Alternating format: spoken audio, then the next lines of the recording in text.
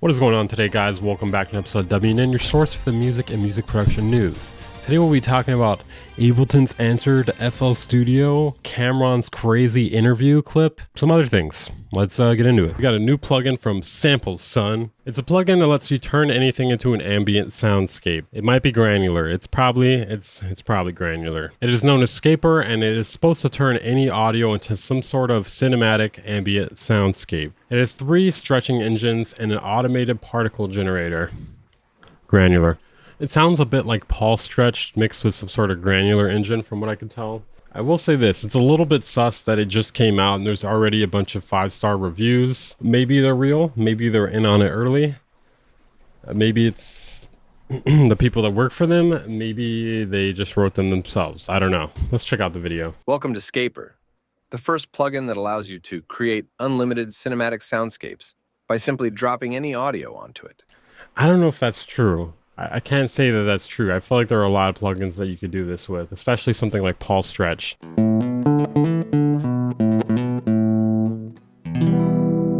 Even just a few seconds will work. And drop it onto the SCAPER interface.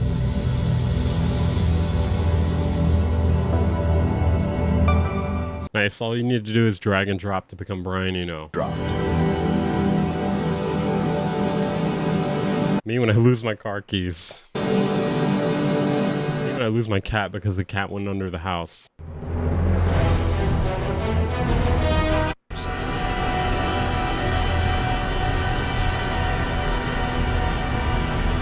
Me when I'm still looking for the cat, except I'm looking in space because I'm like, where the fuck did this cat go? For those of you asking, my cat did not go under the house, alright? That definitely did not just happen. I mean, it's not bad for $29 intro price. Breaking news, guys. I'm trying to get to 100,000 subscribers by the end of the year. If I do, I will shave my eyebrows. Subscribe if you're new here. Tell your friends if you haven't. Share the video. This is a good one, I think. So fucking share it with people. I don't do this for free. I do it for shares. All right, in our next story, we got something hilarious that it happened like 5 days ago at this point. Basically, they got Cameron on for this interview, and let's just roll the clip. First, when you saw that video of Diddy, Cassie in that hotel, did you recognize that Sean Combs? Everything in the video was egregious. I'm against. I don't support all the charges that's alleged against him. I don't support any of that trafficking, minors, domestic violence. I'm totally against it. So when I seen the video, yeah, I was kind of upset with it. Being that I know him, he's not necessarily a friend, but yeah, I was upset when I seen it. But did you recognize him? I just said. Did you recognize that kind of anger at all from your experiences? I don't know like that. What did you mean? Do I be recognized? Did I recognize him? I seen him. Did you recognize the anger? I don't even know him. I don't know that man. I just said I don't know that man. I want to play a conversation that you had on your podcast back in September with Mace. When you had your record deal, why did you take me to Biggie Smalls and not Bad Boy? Man, it's almost going to bring me to tears to say this. I knew Biggie would do right by you. Can you tell us a little bit more about that? I mean, is there... What else is there to fucking tell, dude? Like, I could see why he doesn't take this seriously, because this is a clown show. Like, they're just grasping for something to add to this conversation. They're not adding anything. Like, they're just like, well, you almost talked to him one time, maybe. So tell us what you think about him. Is there something known in the industry about how Diddy treated his artists? So I'm going to get some cheeks after this horsepower joint. Either he was mad or he was nervous because he was like shaking while he was drinking. He's like, I'm going to get some cheeks after this. What about the industry in general? I mean, so many people have pointed out that Diddy couldn't get away with this stuff if there weren't a lot of people protecting him. Do you think that's the case? Who the talent agent for this joint? Like, you think I'll be sitting around watching what Diddy do and all this? I didn't know this was a Diddy joint that invited me to. Yo, who booked me for this joint? All right. Wow, and I'll be sitting around watching Diddy and all that. Yeah, thanks. Man, come on, man. Thanks for joining us. Thank you for your time tonight. Thank you for having me. You enjoy. It's like, yo, who booked me for this joint? Anyways, thanks for having me here. It's been good. It's been good, yo. It's been really good. It's been good. In our next story, Billie Eilish has released an a cappella version of her album. Wow, I always knew she could do it. The greatest thing about people releasing a cappella versions of their songs is that you can just do it yourself these days. You don't even need that. Granted, it might be slightly higher quality, but it doesn't matter if you're remixing it. It'll work fine either way. The actual interesting part, though, is there's a remix competition from BandLab and Interscope. So, you know, there might be some money in it. $500. $500? They're lowballing us. I almost gave away that much money for my remix comp. $500? Are you fucking shitting me? I basically gave away more of that. I mean, I'm not trying to give away shame or whatever, but I mean, BandLab and Interscope, I mean, even just BandLab alone, they should have a little more money for that. I mean, I don't know.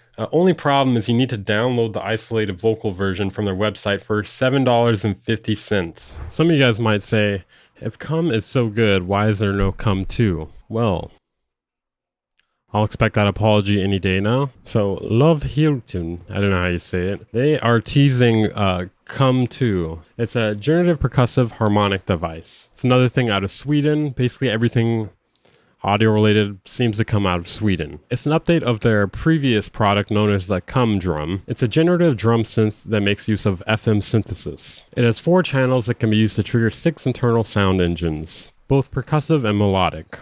It can do step sequencing as well as live recording and probabilistic beat generation. It has some simple effects such as master reverb, delay, and overdrive. There was no release date or pricing yet. I'm not sure, but these hands in this picture look like something you would create with Photoshop's generative AI. In our next story, Universal Audio's Luna DAW is now open beta and free for Windows users. Initially only available for Mac and people who utilize Universal Audio hardware, you can now use it on Windows without their hardware.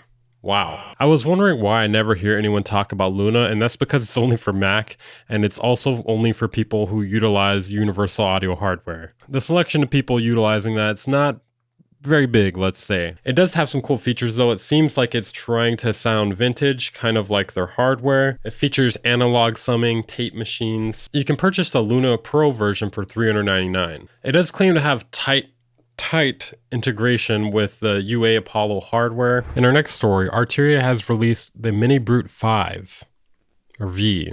I don't fucking care. The software version of their MINIBRUTE synthesizer. I'm guessing this will be in the V collection 27 or whatever number they're on. I just don't care. It features expanded polyphony, a built-in FX rack, and features like the Steiner Parker filter preserved. It features 8 voices, 4 FX slots, 17 FX types. It's $200, $100 on sale right now. Seems a little expensive, if I'm being honest. Hey, you're lazy, right? Have you ever wanted a $100,000/pound self-playing piano? I mean, I feel like everyone's answer is probably yes, but more so like, I didn't think of that specifically, but yeah, I guess that sounds cool. I'd probably sell it though. I'm guessing that was what you were thinking in your head. For some reason, someone released this. A little bit of a low resolution image for the price tag, I have to say. Okay, this is pretty funny. What Bruce Wayne gets up to in his spare time remains a closely guarded secret. A gagging clause in Alfred the Butler's contract means he's not permitted to tell anyone. His instrument of choice in the Batcave is a stunning futuristic piano that he likes to tinkle on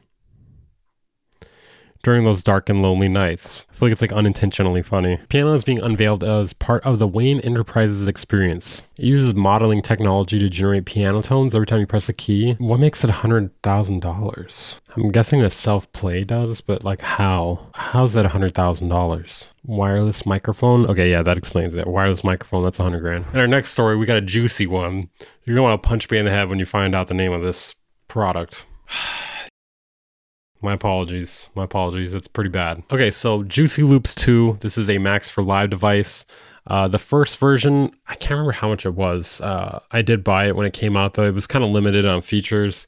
It essentially is trying to mimic FL Studio's drum sequencer, or whatever the fuck you want to call it. And it has a bit more features, though. Some randomized features, it looks like. I think it's limited to 6 tracks. But obviously you could just put it on another track if you want to make another one. This looks like what the first one should have been. I I'm a little salty. I think I just wasted $20. These are real reviews. It's not meant to be an exact replica of FL Studio sequencers emulation. This looks a lot better than the old one though. The randomized, the velocity, not bad. $20 is a bit much for this though, but if you really like this workflow, it might be worth it. I know before when I did a quick little review on this, people were just like, just use the piano roll. And it's just like, well, I mean, this is easier to click than the piano roll. But yeah, I don't know. Bit expensive. Okay guys, that's it for this video. Thank you for watching. If you press the like button on this video, you'll get a handshake.